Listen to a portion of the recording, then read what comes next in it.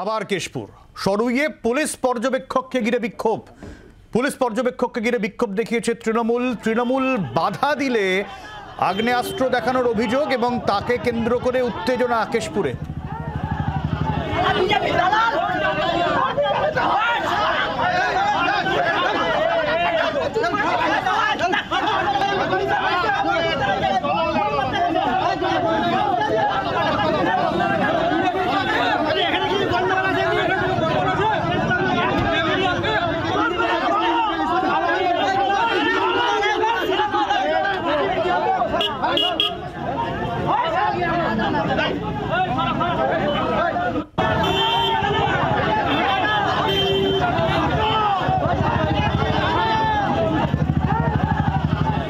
সরুই এলাকায় ঠিক কি ঘটনা তথাগত রয়েছেন আমাদের সঙ্গে, জানাবেন তথাগত।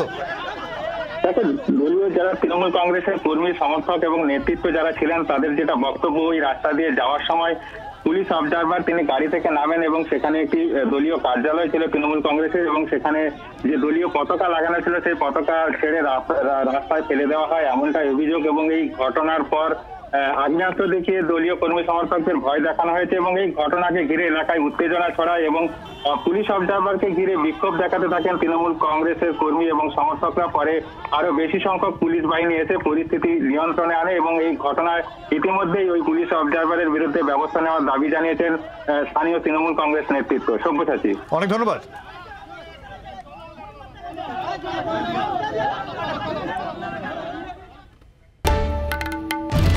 বাংলার আওয়াজ, বাঙালির আবেগ, জি 24 ঘন্টা।